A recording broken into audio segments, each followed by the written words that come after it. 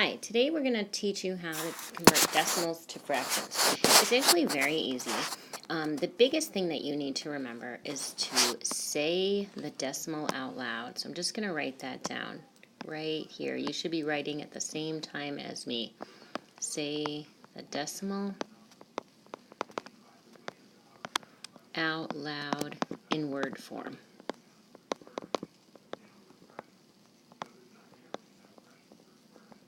You learned about word form in the A step. Let's use these ugly cats as an example of how to do this. You've got ugly cat on the left who is going to say a decimal in one way. Okay, this is ugly cat on the left, this is ugly cat on the right. Ugly cat on the left is going to say 9/10, and that would look like this. And then ugly cat on the right is going to say 9/10, but it looks like this. Those are two ways to say the exact same thing. As you can see, there's also an important text message tip here that we need to look at. Let me just move this around a little bit. This is very important. Don't forget to simplify your fractions. This is probably the most complicated part of this whole concept, is that a lot of students forget to simplify the fractions. So you always want to make sure that the fraction that you give as your answer is simplified. So let me give you a couple of examples here, and we'll do them together. Okay, the first one is 0.08. Okay, the first thing you do is say it out loud. So to say this out loud, you look to see what place the last digit is. That is in the hundredths place, so this would be 8/100ths is how you would write it in word form. So I'm going to just write it so we know. And then you write it just like it sounds. The first word out of your mouth is the numerator, so 8. And then the place value, hundredths, is your denominator. So that would be 8/100. That is definitely not simplified. So I'm going to go over here on the side and simplify it. The easiest way to simplify a fraction is to use our cake method, which we love. Okay, put the two numbers into the cake. The numerator always goes first, and then the denominator, and then you start to simplify. You can divide by a 2 or a 4. I'm going to use 4 because I know what goes in both of them. 4 goes into 8 2 times. 4 goes into 100 25 times. So nothing goes into 2 and 25. So this is a complete simplified fraction. So 8/100ths can be written as 2/25 as a simplified fraction. Let's do another one. 3.6. To say this out loud, the decimal is always and. So this is 3 and 6/10. First thing you should always do when you write this as a simplified fraction is take the whole number and write that first. It's still going to be a whole number no matter what. And then 6/10, say it out loud. First word out of your mouth is the numerator, 6. Denominator is the place value, 6/10.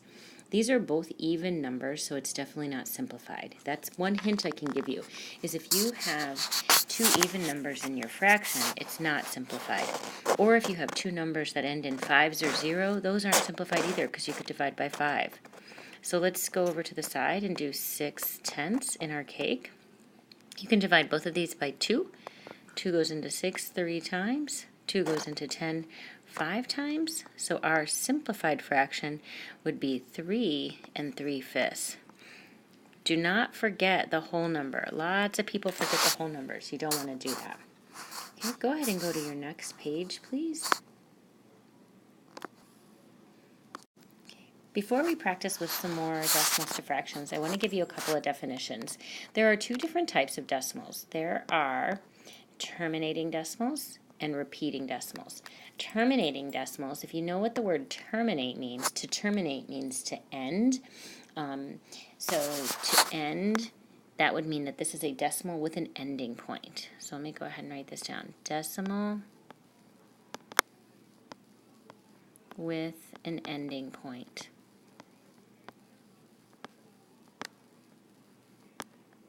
If if you were dividing and creating a decimal, it would stop. There would be no remainders, and you wouldn't have to keep adding zeros.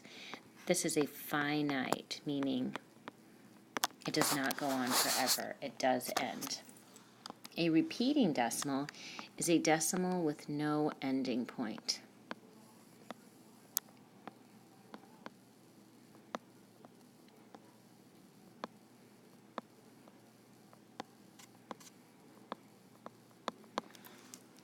It repeats in a pattern.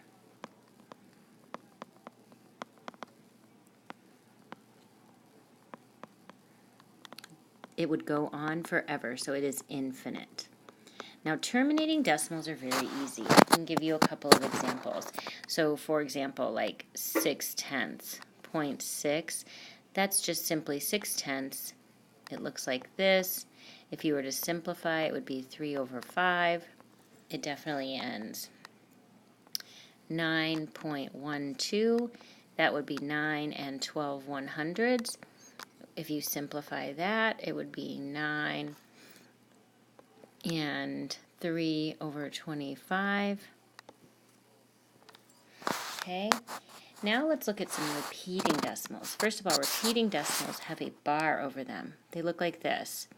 0.3, and you might have a repeating bar over it. That means that the 3 would go on and on and on forever. Or 0.24. You can also have 2 digits that repeat. You could also have one that has 3 numbers that repeat. You could have as many numbers as you can think of, really. Now, this is the really tricky part, and it's fairly difficult to explain. There is a little story that goes along with this. It's from the Math Doesn't Suck book, and it is in your iTunes U course. It's called the 9 story. You can read that, and it will help explain a little bit why this happens. And you'll also see it a little bit more clearly when you do fractions to decimals. But for right now, here's what I want you to understand, is that if you see a repeater bar and it's over just one digit, the denominator will have 1 9. If you see 2 digits, it would have 2 9s. And if it has 3 digits, it would have 3 9s.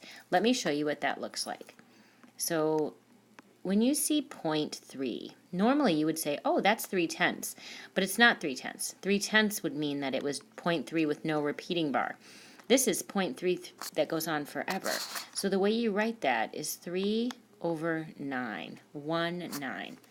You would simplify that to 1/3. So 1/3 is the same thing as 0.3 repeating. Now for 0.24, it has 2 digits that repeat, so you would write 24/99. Now again, this needs to be simplified. Just because you have 9s doesn't mean it can't be simplified. Both of these can be divided by 3. And the reason I know that is because the sum of the digits for 9 and 9, 9 plus 9 is 18. 18 is divisible by 3. So I know that this number can be divided by 3. 3 goes into 24 8 times, and 3 goes into 99 33 times. So this would be simplified to 8/33. And then for our 0.111, that would be 111/999. 3 9s because you can, it has 3 repeating digits. To simplify that, we would put 111 and 999 in our cake. Both of these are divisible by 3 because the sum of the digits of 111 is 3, and the sum of the digits for 999 is 27. 3 goes into 111. Let's see, how many times will it go into that? Let's see. So we do 111 divided by 3 equals 37. And 999 divided by 3 would be 333. Now, is that simplified all the way? Yes, it is, because 37 is a prime number. So this would be 37/333.